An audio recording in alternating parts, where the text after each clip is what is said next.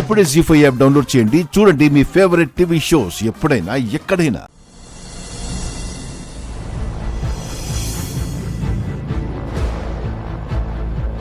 నమస్కారం సార్.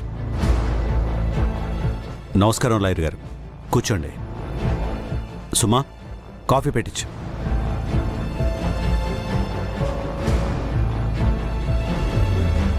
అన్నయ్య, ఎప్పుడు లేనిది ఇప్పుడు ఆస్తుల్ని వాటాలుగా విడదీయడం నాకిష్టం లేదన్నయ్య. ఆస్తుల్ని వాటాలుగా విడదీయట్లే చంద్ర, ఇది నీకు సంబంధించిన ఆస్తి.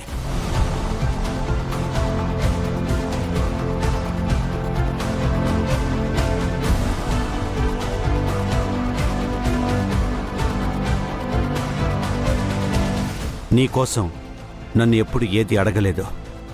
నేను ఎలా ఉన్నా నన్ను వదిలి మీరు వెళ్ళిపోలేదు. నా సంతోషంలో తోడున్నట్టే నా కష్టంలో కూడా తోడున్నారు.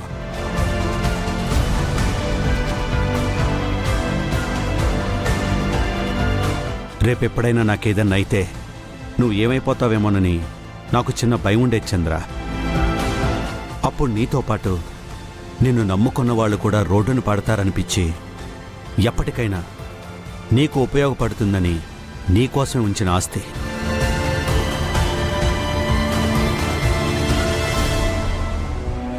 ఇప్పుడు మన పింకీ బాగుండాలంటే తను ప్రేమించి పెళ్లి చేసుకున్న భర్త బాగుండాలి.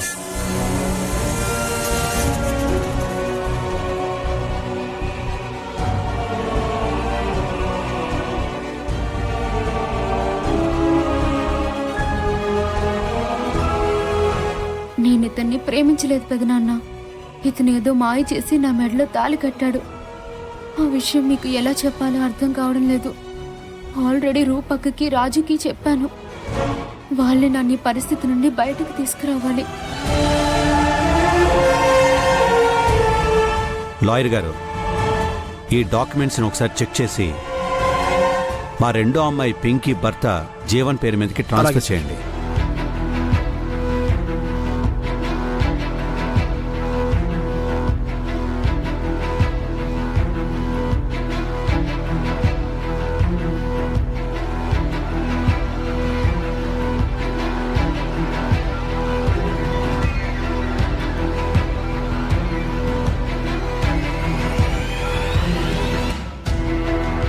శ్వేత ఏంటి ఇంకా రాలేదు? తన కళ్ళ ముందు జరుగుతుంటే ఇంకా ఆనందించేదే. సీఎం గారు, డాక్యుమెంట్స్ అన్నీ కరెక్ట్గానే ఉన్నాయి. మీరు సంతకాలు చేస్తే అతనికి అప్పగించవచ్చు. సరే.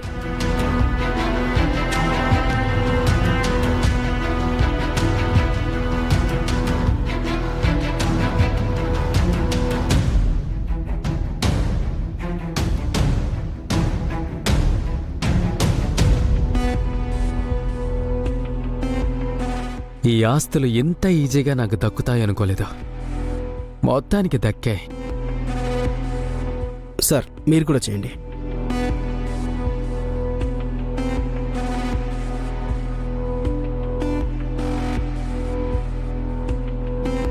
చంద్ర, నీ మంచి మనసుతో అంతా మంచి జరగాలని, పింకీ భవిష్యత్కి ఈ డాక్యుమెంట్స్ ఉపయోగపడాలని కోరుకుంటూ సంతకం పెట్టా.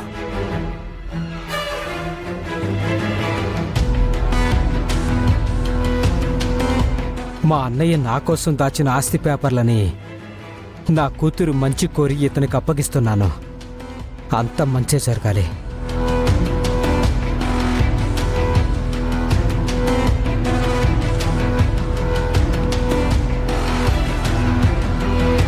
ఇదిగోండి సార్.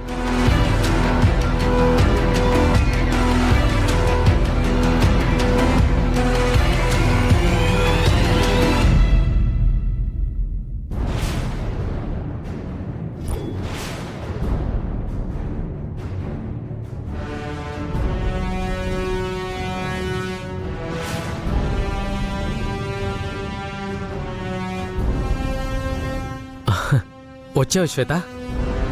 ఇంత ఆనందకరమైన సంఘటన చూడకుండా నువ్వు మిస్ అయ్యావనుకున్నాను. యాక్చువల్గా నువ్వు ఉండుంటే నీ చేతుల మీదుగానే ఈ డాక్యుమెంట్స్ తీసుకోవాలి అనుకున్నాను. చూసావా, ఆ దేవుడే సమయానికి నిన్ను పంపించాడు. మా అన్నయ్య తీసుకున్న నిర్ణయానికి మా అన్నయ్య తరపున నేను క్షమాపణ చెప్తున్నాను.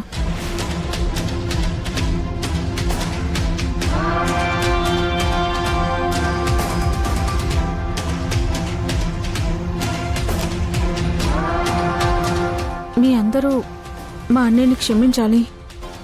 ఏం మాట్లాడుతున్నావు శ్వేత? అన్నయ్య, వీళ్ళలో ఎవరైనా నిన్ను నన్ను వేరు చేయాలని చూస్తే నువ్వెలా ఫీల్ అవుతావు? నిన్ను నా నుండి ఎవ్వరు దూరం చేసినా చంపేస్తాను. నేను అమ్మాయిని.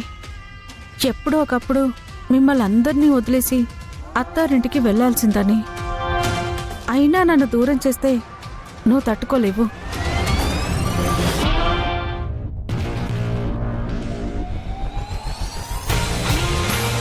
అలాంటిది అన్నాదమ్ములయ్యుండి ఎన్ని కష్టాలొచ్చినా ఒకరికొకరు తోడుగా నిలబడి సమాజానికి ఆదర్శంగా ఉంటున్న అన్నాదమ్ముల్ని ఆస్తుల పేరుతో వాటాల పేరుతో వేరు చేయడం కరెక్ట్ కాదన్నయ్య.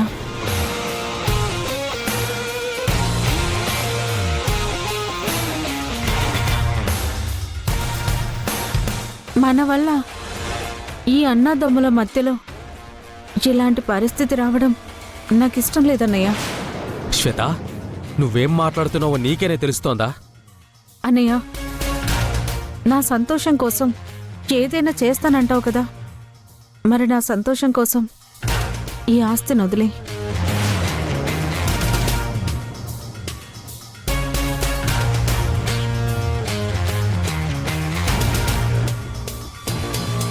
నిజంగా నా మంచి కోసమే ఇలా జరిగింది.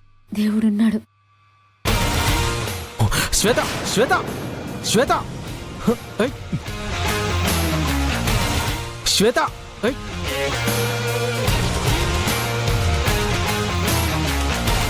శ్వేత, నువ్వేం చేస్తున్నావో నీకు అర్థమవుతుందా? నువ్వు ఇలా రా.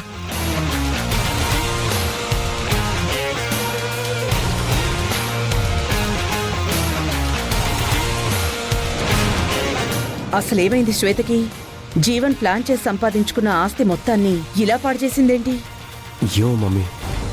సార్, మీరు చెప్పినట్టు ఈ డాక్యుమెంట్స్ కూడా రెడీ చేశాను. థ్యాంక్స్ లాయర్ గారు, మీరు బయలుదేరండి. అలాగే సార్, ఉంటాను.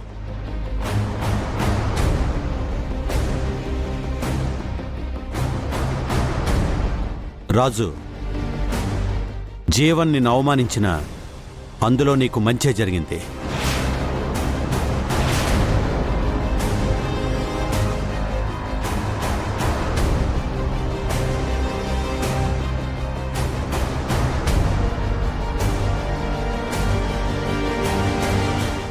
జీ5 యాప్ డౌన్లోడ్ చేసి అన్ని ఎపిసోడ్స్ పూర్తి ఉచితంగా చూడండి.